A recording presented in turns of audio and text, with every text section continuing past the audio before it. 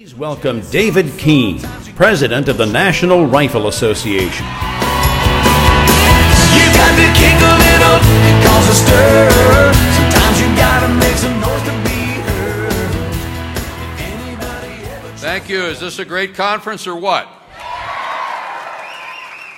I want to first of all thank Al Cardenas for the work he's doing in putting these together. These regional CPACs are really giving a shot in the arm to conservatives around the country and performing a tremendous job at a time when we really need the encouragement that we've got. So what did you think of Mitt Romney?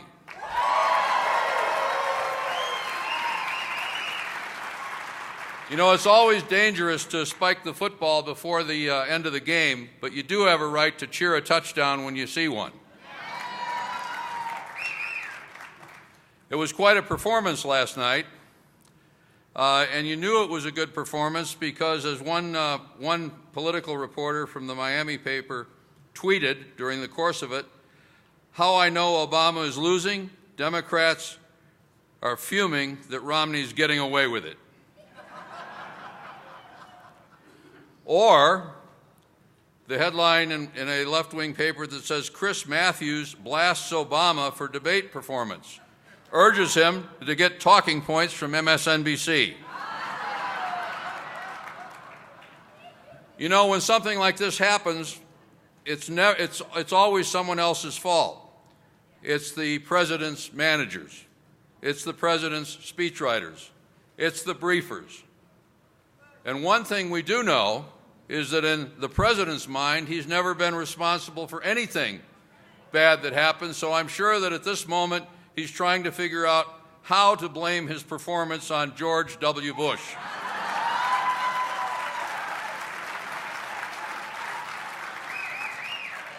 This is indeed an important election, a crucial election. We've said at the NRA that it may well be the most important election of our lifetime. Now, I know you hear that all the time, usually from candidates who are running, because it is the most important election of their lifetime, because if they lose, they don't have a job. But in this case, it's the most important election that we as Americans have faced in a long, long time. There are a lot of reasons, and you heard some of them last night. You're hearing many of them today.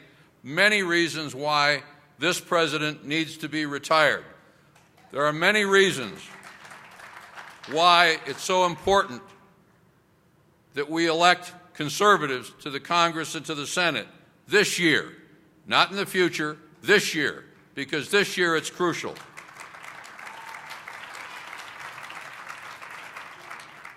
There's our foreign policy. There are the deficits. There's the economy. There's the lack of jobs. There's all of this. There is the willingness of this administration in unprecedented ways to flout the laws and indeed the Constitution of this country. We at the NRA and Americans who support the Second Amendment have made great progress in recent decades. But all of that progress is at risk this time. Think about it. If this president is reelected, he will have the opportunity to appoint 1, 2, maybe 3 justices of the United States Supreme Court. What will happen to the Heller decision, which ratifies the constitutional right of Americans as individuals to keep and bear arms, if he does that? It'll vanish. What will happen to that decision and to other decisions guaranteeing our rights, not just on Second Amendment grounds, but think recently of the attacks on the First Amendment by this administration? What will happen to the Bill of Rights if this president has the ability to nominate and confirm 1, 2, or 3 ideologically liberal members of the United States Supreme Court? Much of what our forebears fought for, much of what we inherited, many of the values that we share will vanish. We have an obligation, my friends, not just to a party, not even just to ourselves, but to our country and to future generations, to work as hard as we possibly can this year to guarantee that the values that were passed on to us, indeed the society and the nation that was passed on to us by those who came before us will be passed on intact to future generations. That's what's at stake this year. A year or so ago at our annual meeting, Wayne LaPierre, the Executive Vice President of the National Rifle Association, called for the defeat of Barack Obama because of his threat to our constitutional rights and our values. Our theme this year is all in. Now, those who are apologists for this president say, but look, he hasn't done anything. He hasn't accomplished anything in terms of restricting gun rights. That's, first of all, untrue. But he was distracted because he wanted to destroy our health care system first. And he did say to Sarah Brady, the head of the leading anti-Second Amendment group in this country these days, that she didn't need to worry. He was going to deliver on his promises to her, but that for right now, he has to work under the radar. That's eerily similar to the promise he made to the president of Russia. Just let me get past this election and I'll be more flexible. We know what that means. That flexibility means we will be in the crosshairs of this president. You can believe me when I say that if he could have restricted our Second Amendment rights during his first term, he would have. He and his Attorney General came into office talking to the Senate and to others about their desire to do just that. They haven't done it, not because they didn't want to, but because they couldn't. They couldn't do it because most Americans are believers in the Second Amendment and believers in traditional American values. And in the Congress, Republicans and many Democrats as well listen to their constituents and have been unwilling to go along and have made it clear that they're unwilling to go along with any restrictions on America's Second Amendment rights. And let's face it, this is not about guns, it's about freedom. The Second Amendment is crucial to the nature of this society. It's embedded, not just in the Constitution, but in the American psyche. Americans know, I think, that it's not about guns, it's about values. It's about an America that the elites today wish was passé. It's why a Supreme Court justice like Ruth Bader Ginsburg would go abroad and say, if you're going to write a Constitution, don't look to ours as a model, because we guarantee anachronistic rights like gun ownership. Some years ago in Russia, a dinner was held honoring General Kalashnikov, the inventor of the AK-47. And at that dinner, it was on his 85th birthday, and at that dinner, Mr. Putin, I think he was president at that time, but he changes his titles from day to day, stood up and toasted General Kalashnikov. The general stood up, looked Mr. Putin in the eye, raised his glass and said, Mr. President, my dream is a country like the United States, governed by men and women, not afraid of an armed populace. Think about it. We've lived in that country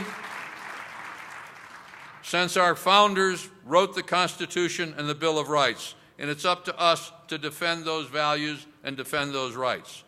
Why hasn't Barack Obama and his administration taken us on head-on? Why have they resorted to subterfuge and lies? Why have they initiated things like the Fast and Furious operation? Why have they harassed people below the radar? Because they know that when they try to characterize America's gun owners as a small group, say, clinging to their guns and their religion and church, that they're describing a caricature and not reality. In today's America, in households headed by people over 30, a majority of those households are gun-owning households. And not only that, according to a recent nationwide poll sponsored by Politico, in gun-holding households, Mitt Romney wins 2-1. Because America's gun owners and those who believe in the Second Amendment get it. We've been all in this race from the beginning. In Wisconsin, we were all in for Scott Walker in the recall election. And let me tell you something about the importance of the vote. Not only do a majority of those households own guns, but we ask in that recall election how many voters, and this was in exit polls, how many voters support the goals and principles of the National Rifle Association? The answer, 45%. We targeted gun-owning, Second Amendment-supporting independents and union members in that state. Remember how the press was so surprised that Scott Walker got 38% of the union vote? Among gun-friendly union members, he got 68%. Among gun-friendly independents, he got 75%. The one thing that we know is that those who believe in freedom, that those who believe in the Second Amendment, that those who are involved in the shooting sports or care about self-defense or collect firearms are willing, regardless of their party affiliation, regardless of their professional background, to step up to the plate when they believe their rights are being threatened. Most Americans are not obsessed with politics, but Americans throughout our history have always been willing to step up to meet any challenge when their rights, their fundamental rights, are at risk. And this year, my friends, our fundamental rights are at risk. And I can tell you what we're doing. We're doing what you're doing. But we've focused on those who believe so strongly in the Second Amendment. We've identified them. We're endorsing gun-friendly congressmen, senators, and presidential candidates.